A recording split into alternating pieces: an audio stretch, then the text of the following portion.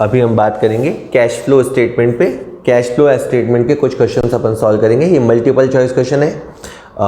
Cash flow अगर आपने थोड़ा भी अच्छे से देखा है तो आप इन क्वेश्चन को आराम से आंसर कर पाएंगे, देखते जाइएगा। चलिए शुरू कर लेते हैं sir. Cash flow statement Hindi में बोलते हैं रोकड़ प्रवाह विश्लेषण। पहला क्वेश्चन आता है आपकी स्क्रीन पे। The statement of cash flow clarifies the cash flow according to operating and non operating, inflow and outflow, investing and non operating, operating, investing and financing activity. तो वेल इसका आंसर डी हो जाएगा। ये तो बड़ा आसान question है। आप हमेशा से जानते हैं कि जब हम कैश फ्लो स्टेटमेंट बनाते हैं तो वो बताता है कि ऑपरेटिंग एक्टिविटी से क्या हुआ, इन्वेस्टिंग एक्टिविटी से क्या हुआ और फाइनेंसिंग एक्टिविटी से क्या हुआ, तो वो उसको डिस्क्राइब करता है। तो उसका आंसर डी होगा सर। वेल अगला क्वेश्चन है। Cash flow statement is prepared for a financial planning of long range, medium range, short range, very long range. Short range cash flow analysis जो होता है उसमें शॉर्ट टर्म नज़रिए से देखा जाता है कि हमारी कैश की पोजीशन क्या है वगैरह, और कैश में चेंज किस रीज़न से हो रहा है। तो ये शॉर्ट टर्म प्लानिंग का टूल है सर। तो ये शॉर्ट रेंज है और ये फाइनेंशियल एनालिसिस का टूल है। इससे आप प्लानिंग कर पाते हैं शॉर्ट रेंज की। चलिए अगला क्वेश्चन है। Which of the following is a source of cash. इसमें से किस वजह से कैश आएगा। Cash deposit into bank. अगर आप बैंक में पैसा जमा कराओगे तो ये तो केवल ऐसी बात है कि एक जेब का पैसा दूसरी जेब में चला गया, पैसा तिजोरी से निकल के लॉकर में चला गया, या कैश हमने बैंक से विड्रॉ किया तो भी कोई फ़र्क नहीं पड़ता। अगर हमने 10,000 का गुड सेल किया 8,000 में, तो इसमें आपका पैसा 8,000 आया तो है, सोर्स तो है, although there is a loss पर सोर्स तो है। और अगर आपने मार्केटेबल सिक्योरिटीज़ को सेल किया है तो ये कैश इक्विवेलेंट माना जाता है। तो कैश फ्लो के नज़रिए से अगर आप गुड्स को सस्ते में भी बेचोगे तो भी ये सोर्स ऑफ फ्लो तो होगा, पैसा तो आएगा। इनफ्लो सी आंसर होगा सर इसका। ठीक है। लॉस देके आपको थोड़ा घुमाने की कोशिश की गई। Well if a machine whose original cost 40,000 having the accumulated depreciation 12,000 were sold for 34,000, then while the preparing CFS cash flow statement its effect on cash flow will be। well अगर 40 की चीज़ थी और अगर आपने 12,000 उसे यूज़ कर लिया था तो 28 बचा था, और 28 की चीज़ को अगर आप 34 में बेचोगे, मशीन को बेचोगे, तो ये इन्वेस्टिंग एक्टिविटी है, कैश जनरेट होगा 34,000। तो ए में लिखा है कैश फ्लो फाइनेंसिंग, तो फाइनेंसिंग वर्ड की वजह से ऑप्शन गलत हो गया सर। अब ए की बजाय आप सी को देखिए। यस सी सही है। Cash flow from investing activity 34, क्योंकि मुझे 34 का फिगर चाहिए था और इन्वेस्टिंग एक्टिविटी चाहिए था और कैश फ्लो चाहिए था, जनरेटेड वर्ड चाहिए था। सी सही है सर। वेल अगला क्वेश्चन आता है sir. Interest received by a finance company is classified under which kind of activity. वैसे इंटरेस्ट रिसीव करना इन्वेस्टिंग एक्टिविटी होता है, क्योंकि इन्वेस्टमेंट करेंगे तो इंटरेस्ट मिलेगा, तो जनरली इसका आंसर होता है इन्वेस्टिंग एक्टिविटी। लेकिन जो फाइनेंस कंपनी होती है वो इंटरेस्ट यूं ही रिसीव करती है। फाइनेंस कंपनी का काम ही पैसा उधार देना, इन्वेस्ट करना, इस तरह का काम उनका होता है, तो उनके लिए ऑपरेटिंग एक्टिविटी होगा। तो इस क्वेश्चन के कॉन्टेक्स्ट में इसका आंसर सर ए लगेगा। इनमें operating activity sir, operating activity. ठीक है सर। चलिए अगला क्वेश्चन है। If 6% preference share capital 2 lakh रुपया were redeemed as a premium of 5% while preparing the CFS, its effect on cash flow। अगर 2 लाख का कैपिटल था और हमने रिडम्पशन किया है, दैट इज पब्लिक का पैसा वापस किया है, प्रीमियम है, प्रीमियम यानी एक्स्ट्रा पैसा दिया है, तो 210,000 2,10,000 रुपया आउटफ्लो फाइनेंसिंग एक्टिविटी। तो इसका सर ऑप्शन डी गलत है, क्योंकि 2 लाख लिखा है। सी सही है सर। हाँ, आपको लगेगा कि आप ए और बी नहीं देखे, क्योंकि ए में कैश यूज है लेकिन उसमें 2,12 लिखा है। 2 लाख और 5% 2,10 होता है सर। इसका आंसर सी लगेगा सर। ठीक है सर।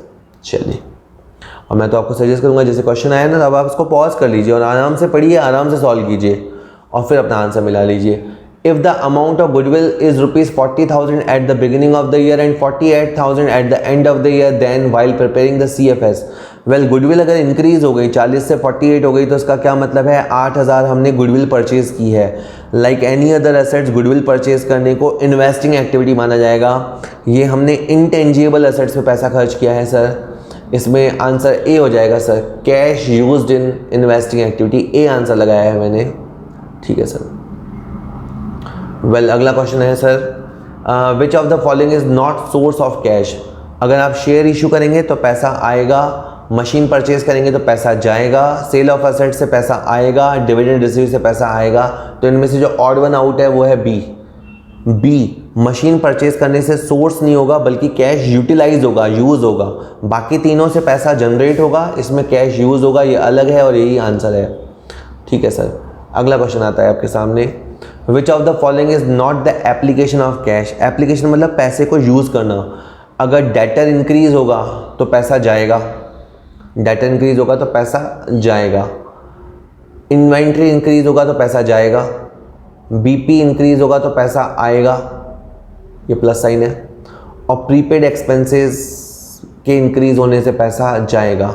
वेल रूल याद रख लीजिए, अगर आपका करंट एसेट्स आपका ऊपर गया तो आपका पैसा जाएगा।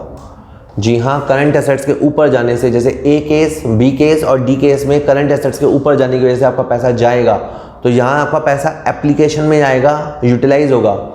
बाकी बीपी इंक्रीज होने से पैसा आएगा। अगेन इसमें से सी अलग है सर, सी आंसर है आपका।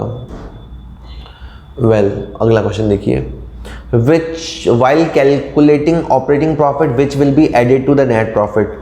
वेल हम कैश फ्लो में इनडायरेक्ट मेथड लगाते हैं, और जब इनडायरेक्ट मेथड लगाते हैं तो हमारे प्रॉफिट के अंदर कुछ आइटम एडजस्ट करते हैं। प्रिमिनरी एक्सपेंस रिटर्न ऑफ का एडजस्टमेंट करते हैं, हाँ। डेप्रिसिएशन का एडजस्टमेंट करते हैं, हाँ। Loss on sale of assets का एडजस्टमेंट करते हैं, हाँ। ऑल ऑफ द अबव, हाँ। ये तीनों आइटमें ऐसी हैं जो हमारे P&L पे प्रेशर डालती हैं, और जो भी आइटमें हमारे P&L पे प्रेशर डालती हैं, और अगर वो नॉन कैश आइटम है या नॉन ऑपरेटिंग आइटम है तो हम उसका एडजस्टमेंट करते हैं, उसे ऐड बैक करते हैं। ये तीनों ही आंसर ऐड बैक वाले हैं। ये बात समझने की है कि कैश, कोई भी अकाउंट्स का कोई भी चैप्टर है, आप उसकी थ्योरी तैयार करते हैं तो पहले आपको उसका प्रैक्टिकल आना चाहिए। वीडियोस बने हुए हैं, आप वीडियोस देखिए, मेरे वीडियोस, किसी और के वीडियोस, आप वीडियोस देखिए, अपने टीचर से लर्न कीजिए। पहले प्रैक्टिकल लर्न करो तो थ्योरी आपको अच्छे से समझ में आएगी और लगा पाएंगे सर। ठीक है सर। चलिए आगे क्वेश्चन है, while calculating operating profit which will be added to the net profit. Profit on sale of assets, अगर प्रॉफिट होगा तो हम उसे माइनस करते हैं, जनरल रिजर्व में इंक्रीज होगा तो हम उसे प्लस करते हैं, इंटरेस्ट रिसीव होगा तो हम माइनस करेंगे, रिफंड ऑफ टैक्स को माइनस करेंगे। दैट इज़, अगर हमें इंटरेस्ट मिला तो हमारा प्रॉफिट बढ़ गया होगा, तो कैश फ्लो बनाते समय उसे माइनस करेंगे। इसी तरह इनकम टैक्स का अगर रिफंड मिला, दैट इज़ टैक्स हमें वापस मिला, तो हमें प्रॉफिट होगा, प्रॉफिट की वजह से प्रॉफिट बढ़ गया होगा तो अब हम उसे माइनस करेंगे। इसी तरह असेट सेल करने से प्रॉफिट हुआ और प्रॉफिट बढ़ गया होगा तो हम उसे माइनस करेंगे। तो इन तीनों ए, सी और डी में तो माइनस करेंगे, बी वाले केस में सर ऐड बैक करेंगे। तो इसका आंसर ऐड बैक वाला ये है, बी आंसर है सर इसका। ठीक है सर। चलिए अगला क्वेश्चन आ रहा है sir, while calculating cash flow from operating activity which will be deducted. अगर आप ऑपरेटिंग एक्टिविटी का क्वेश्चन सॉल्व कर रहे हैं तो किसे लेस करेंगे। प्रीपेड एक्सपेंसेस अगर नीचे गया, करंट एसेट्स नीचे गया तो पैसा आएगा। इंक्रीज इन पेबल, लाइबिलिटी बढ़ेगी तो पैसा आएगा। डेटर बढ़ेगा तो पैसा जाएगा, और डेटर कम होगा तो पैसा आएगा। आप इन क्वेश्चनों को ऑड वन आउट के बेसिस पे ही कर लो, पहले, दूसरे और चौथे में तो पैसा आएगा है, तो इसका आंसर सी हो जाएगा। सी अलग है, सी में आपका पैसा जाएगा। While calculating the cash flow from operating activity which will be added. Well अगर इन्वेंट्री इंक्रीज होगी तो आपका पैसा जाएगा, क्रेडिटर इंक्रीज होगा तो पैसा आएगा, बीपी डिक्रीज होगा मतलब हमने पेमेंट किया तो पैसा जाएगा, डेटर इंक्रीज होंगे तो मतलब उधार दिया पैसा जाएगा। तो सर इसका आंसर बी हो जाएगा, आएगा जाएगा। सिंपल समझ लीजिए, अगर करंट एसेट्स आपका ऊपर जाएगा तो आपका पैसा उस चक्कर में जाएगा, और अगर करंट लायबिलिटी ऊपर आया तो आपके पास पैसा आएगा। बाकी दो रूल और आप समझ लीजिए, बना लीजिएगा। जल्दी से 6-7 पॉइंट और सॉल्व कर लेते हैं।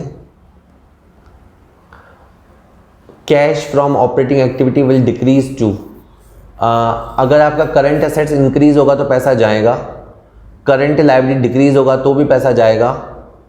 तो इसमें पूछा था क्यों आपका कैश डिक्रीज होगा, तो इसका डी रीज़न है सर, ए और बी इन दोनों वजहों से ही आपका कैश डिक्रीज होगा, पैसा आपका जाएगा सर। वेल, अगला क्वेश्चन है how will you classify the loans given by Tata finance company. तो टाटा फाइनेंस कंपनी है तो लोन देना उनके लिए बिल्कुल गाजर मूली जैसी बात है, रोज की बात है, रूटीन बात है, ऑपरेटिंग एक्टिविटी सर। उनके लिए कस्टमर को माल बेचने जैसा है, उनके लिए लोन एक प्रोडक्ट है सर, और वो लोन देते रहते हैं। वेल, अगला क्वेश्चन है how will you classify the deposits by customer in axis bank. अगर कस्टमर है, हमारा कस्टमर है, उसने बैंक में पैसा जमा करा दिया तो वो कैश एंड कैश इक्विवेलेंट में आएगा सर, इसमें डी लगेगा sir answer, no cash flow. अगर एक बंदा बैंक में जाके पैसे जमा कराता है तो cash converts into bank balance, इसे कैश और कैश इक्विवेलेंट कैटेगरी में रखते हैं sir.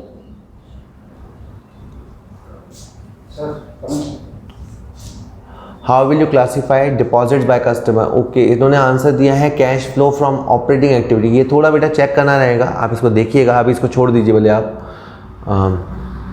How would you revenue from sale of goods and services. Well, अगर आप गुड्स सेल करते हैं या सर्विस प्रोवाइड करते हैं, जो प्रोफेशनल बंदा होता है वो सर्विस देता है और उसके पास जो पैसा आएगा वो उसके लिए ऑपरेटिंग एक्टिविटी आएगी, तो इसे ए और बी में से जल्दी से ए टिक मत कर देना, बी आंसर होगा ऑपरेटिंग इनफ्लो, क्योंकि गुड सेल करने से पैसा आता है sir. Cash flow example from a financing activity is dividend pay करना फाइनेंसिंग एक्टिविटी, डिविडेंड रिसीव करना इन्वेस्टिंग एक्टिविटी, कस्टमर से पैसा मिलना operating activity, fix assets purchase करना इन्वेस्टिंग। तो ये डी वाला इन्वेस्टिंग है, ये ऑपरेटिंग है, डिविडेंड मिलना इन्वेस्टिंग है और ये फाइनेंसिंग है। इसने पूछा फाइनेंसिंग एक्टिविटी का एग्जाम्पल बताओ, तो ए आंसर होगा सर। वेल, दो क्वेश्चन जल्दी से और कर लेते हैं। Cash flow example from an investing activity, debenture issue करना फाइनेंसिंग, लोन का पेमेंट करना फाइनेंसिंग, रॉ मटेरियल परचेज करना ऑपरेटिंग, और इन्वेस्टमेंट सेल करना बाय नॉन फाइनेंशियल इंटरप्राइजेज, ये इन्वेस्टिंग एक्टिविटी है। क्योंकि नॉन फाइनेंशियल एंटरप्राइज अगर इन्वेस्टमेंट सेल कर रही है तो ये उनके लिए रूटीन एक्टिविटी नहीं है, ये उनके लिए इन्वेस्टिंग एक्टिविटी होगा, तो इसका आंसर डी हो जाएगा सर। वेल, लास्ट क्वेश्चन देख लेते हैं। Cash flow example from an operating activity, अपने खुद के डिवेंचर परचेज करना, it's like a investing activity, fixed assets को सेल करना इन्वेस्टिंग एक्टिविटी, इंटरेस्ट पे करना on term deposit by a bank, issue of equity share capital. तो जो D वाला है सर, शेयर इशू करना, वो फाइनेंसिंग एक्टिविटी है, और बाकी बैंक जो है, बैंक एक फाइनेंशियल इंस्टीट्यूशन है, वो इंटरेस्ट पे करता है, तो उनके लिए ऑपरेटिंग एक्टिविटी है सर। थोड़ा घुमावदार क्वेश्चन था, सी और डी में ध्यान से चॉइस लीजिएगा। शेयर इशू करना फाइनेंसिंग एक्टिविटी है, लेकिन आपसे पूछा गया था ऑपरेटिंग एक्टिविटी, तो बैंक इंटरेस्ट देता ही है लोगों को एफडी पे, और इसी उसके लिए रूटीन बात है सर, तो ये ऑपरेटिंग एक्टिविटी में आएगा। ठीक है सर, चलिए हो गया है। वीडियो देखिएगा, पसंद आएगा तो लाइक कीजिएगा और वीडियो को शेयर भी कर लीजिएगा। Okay, thank you.